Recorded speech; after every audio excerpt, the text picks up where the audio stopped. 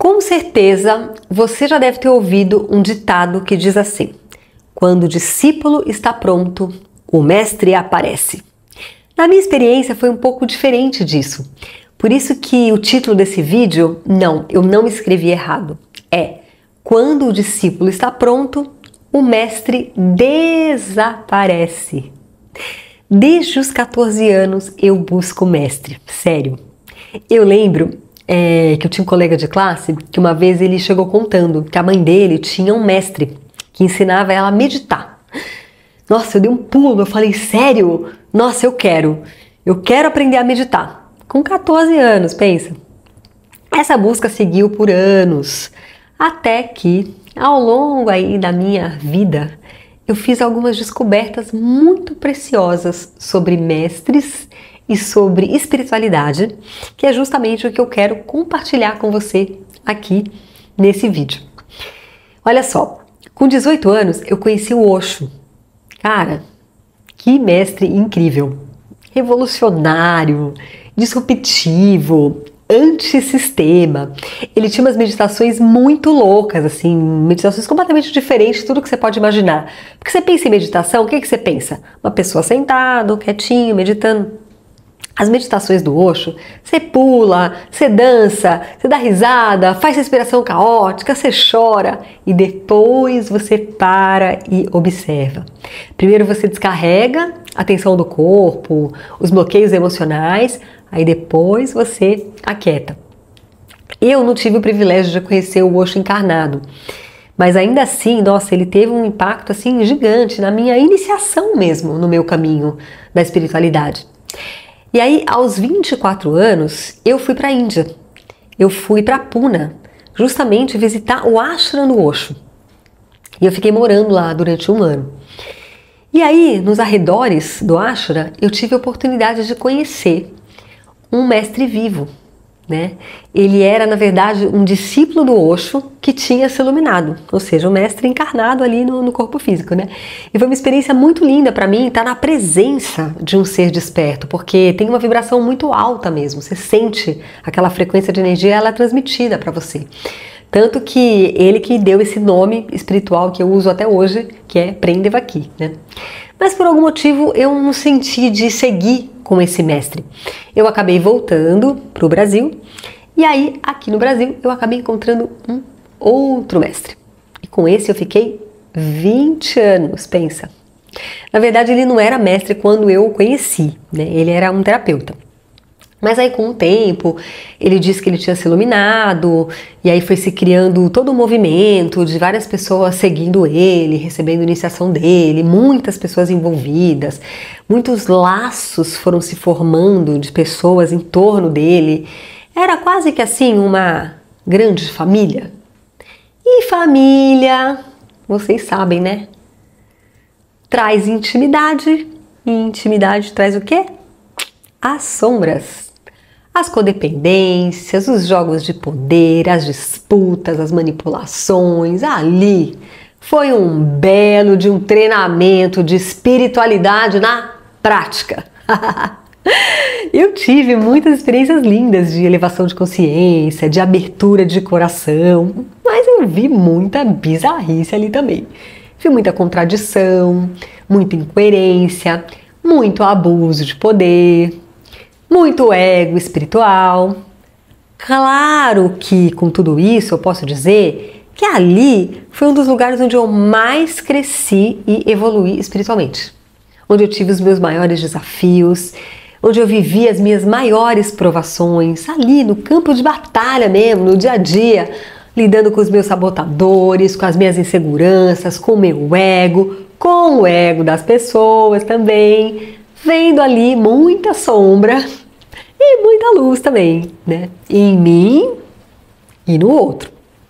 Ufa, que belo de um treinamento que eu tive ali, viu? Afinal de contas foram 20 anos, pensa. E foi ali também que eu descobri que tem alguns valores que são inegociáveis para mim. Honestidade, coerência e transparência. E justamente por causa desses valores serem tão inegociáveis para mim, chegou um momento em que não deu mais para ficar ali, sabe? Se eu ficasse, eu ia ferir a minha alma mesmo. E aí aconteceu um fenômeno. Quando eu me desliguei desse lugar, onde por muitos anos eu achei que era ali a minha fonte de nutrição espiritual, eu descobri que essa nutrição, na verdade, sempre esteve dentro de mim. Sempre. Foi nesse momento que eu ressignifiquei tudo o que eu tinha experimentado com cada um dos mestres que passaram na minha vida. Eu percebi que cada um deles tinham sido espelhos, ativadores, lembretes de algo que sempre esteve aqui dentro de mim, mas que eu ainda não tinha maturidade para me apropriar disso. Então hoje eu entendo que mestres, gurus, terapeutas, mentores, eles podem ser facilitadores. Eles podem ser bons canais para o seu despertar. O problema é quando você cria uma relação de dependência com elas. Quando você projeta nelas a sua maestria. Quando você dá esse poder para elas, você se desempodera. Você fica como um filho, uma filha que precisa receber do pai, receber da mãe uma validação, uma autorização, uma aprovação. Isso emperra a sua vida, emperra a sua evolução, emperrou a minha. Tanto que só depois que eu me desliguei desse lugar, a minha prosperidade realmente abriu. A minha vida afetiva realmente abriu. A minha espiritualidade abriu. Porque eu resgatei. Eu peguei de volta uma energia que eu tinha colocado lá fora. Esse processo que eu passei para chegar onde eu estou hoje, vivendo a minha espiritualidade sem a necessidade de intermediário, né? Sem precisar viajar quilômetros para um lugar sagrado, eu vivo aqui. Quintal da minha casa, apreciando o mar, com a minha família. Não tem problema precisar intermediário, tá? Desde que ele seja temporário e te conduza de fato para a sua maestria. O que é preocupante é você ficar anos, às vezes até décadas num caminho onde você nunca chega. Onde sempre tem alguém acima de você, de quem você espera uma aprovação, uma autorização, uma bênção. Se o mestre, o terapeuta, o astrólogo te mantém dependente dele, pode acender o alerta. É por causa de toda essa minha trajetória que quando eu desenvolvi o método Astrologia Vivencial, eu desenvolvi ele de uma forma que ele te conduz para essa autonomia espiritual, porque eu prezo muito por isso. Então lá dentro do programa Astrologia Vivencial não tem eu interpretando o seu mapa, eu te dizendo quem é você, o que você precisa fazer. Tem eu facilitando o seu encontro com a sua própria maestria, com o seu eu superior. Isso é autonomia espiritual. Se essa mensagem fez sentido para você, eu quero te convidar a fazer uma reflexão aqui comigo. Você sente que você está no caminho da sua autonomia espiritual? Ou você ainda, de alguma maneira, projeta em alguém, está buscando uma validação externa?